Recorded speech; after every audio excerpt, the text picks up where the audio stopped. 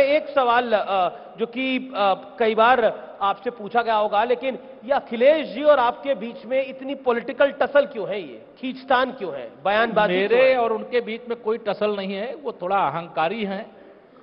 वह विरासत में मुख्यमंत्री की कुर्सी पाए थे, सियासत पाए थे, और इसके कारण से उनको बहुत अहंकार रहता है। मैं एक गरीब माँ बाप का बेटा हूं, एक सामान्य किसान परिवार में पैदा हुआ हूं, संघर्ष किया हूं, सार्वजनिक जीवन में आया हूं, और वह तो एक नहीं अनेक बार वो आज हमारे मंच पे थे, आपके बारे में कुछ बोल के गए हैं। अच्छा, आज भी बोले?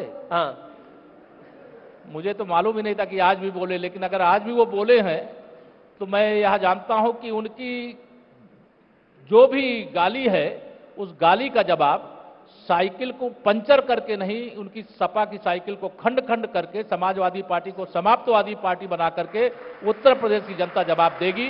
क्योंकि केशव प्रसाद एक साधारण कार्यकर्ता है। उनका अहंकार। वो कह रहे हैं आप कौन से मंत्री हो अब? मैं श्री अखिलेश यादव जी को यह बताना चाहता हूं, मैं भारतीय जनता पार्टी की उस सरकार का उप मुख्यमंत्री हूं जो समाजवादी पार्टी का चक्का जाम कर दिया है। हम वो चक्का कभी खुलने वाला नहीं है। 2000, मैं आपको एक बड़ी घटना आपको बता रहा हूं। मैं 2012 में पहली बार विधायक बनकर के विधानसभा में आया जी। 2013 में 12 में ही सपा की सरकार बन गई थी। 2013 में एक समस्या प्रयागराज के कुंभ की थी। उस कुंभ की समस्या को मैंने उठाया था, और उस उठाने के दौरान अनायास मेरे मुख से निकल गया कि तुम्हारे अत्याचारों का जवाब देश की जनता देने को तैयार है। 2014 में लोकसभा के चुनाव होंगे और देश के प्रधानमंत्री माननीय नरेंद्र मोदी जी बनेंगे। यह मैं सदन में बोल दिया। अब मुझे पता नहीं किसने बुलवा दिया, मेरे अंदर से आवाज निकली, और संयोग से उस समय एक मंत्री थे, वो खड़े होकर के कहे कि ये जिस लोकसभा क्षेत्र में रहते वही लोकसभा सीट में कमल नहीं खिलेगा, लेकिन उत्तर प्रदेश की 73 सीटों में कमल खिला। और श्री अखिलेश यादव जी को उनकी सरकार रहते हुए उत्तर प्रदेश की जनता ने उनको मुंहतोड़ जवाब दिया, क्योंकि प्रयागराज के कुंभ की बागडोर अपने चच्चा मोहम्मद आजम खां को उन्होंने सौंपी थी, और प्रयागराज के कुंभ में दुर्घटना हो गई। 2019 का कुंभ हमारे शासनकाल में अर्ध कुंभ हुआ, भव्य व्यवस्था किया। तो श्री अखिलेश यादव जी को मैं यही कहना चाहता हूं कि उनके अहंकार का जवाब केशव प्रसाद नहीं देगा। उनके अहंकार, उनकी अपमानजनक भाषा का जवाब प्रदेश की जनता देगी। मैं ओबीसी वर्ग से आता हूं। वो फर्जी पीडीए की बात करते हैं। वो कहते हैं पीडीए पिछड़ा, दलित और अल्पसंख्यक। गठबंधन कर लिया है अपना जयंत चौधरी के साथ, वो कांग्रेस को साथ लेके आएंगे। यानी राहुल गांधी, अखिलेश यादव और जयंत चौधरी तीनों आएंगे और खेल बिगाड़ देंगे। और कोई बच्चे हों तो उनको भी ले लें। 2019 पर ये 3 युवा आएंगे तो आपको नहीं लगता दिक्कत होगी? 2019 के लोकसभा चुनाव में सपा, बसपा, कांग्रेस, राष्ट्रीय लोकदल सब मिल गए थे। उत्तर प्रदेश में हम लोग 51% वोट के साथ 64 लोकसभा सीटें जीते थे। आज तो हम आजमगढ़ में दिनेश लाल यादव निरहुआ, जहां श्री अखिलेश यादव जी सांसद थे, वहां कमल खिल चुका है।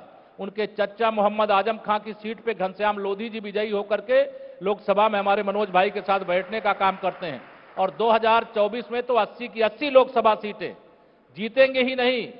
सपा गठबंधन की, इंडी गठबंधन की, भ्रष्ट गठबंधन की, ठग गठबंधन की जनता ही जमानत जब्त करा करके भेज देने का काम करेगी। जी जी जी।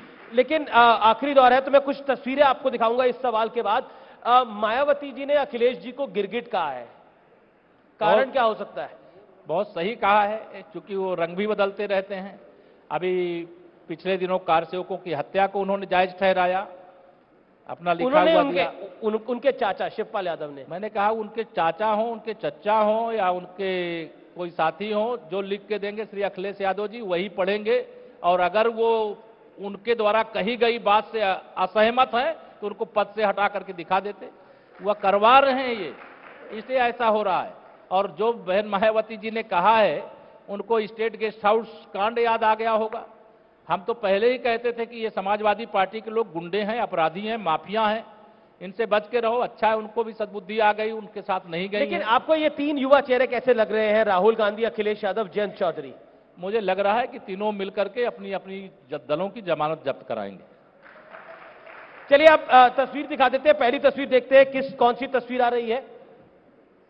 राम लखन सीता मन बसिया। ये वाह। आ रही है काशी और मथुरा की, हाँ हाँ।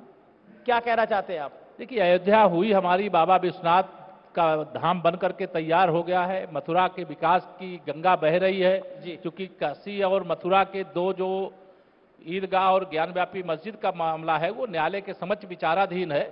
हम उम्मीद रखते हैं कि सत्यम शिवम सुंदरम, अगर सत्य और शिव और सुंदर हुआ हमारे साथ हैं तो वो कुछ ना कुछ न्याय होगा, और मेरे कान्हा इंतजार में है।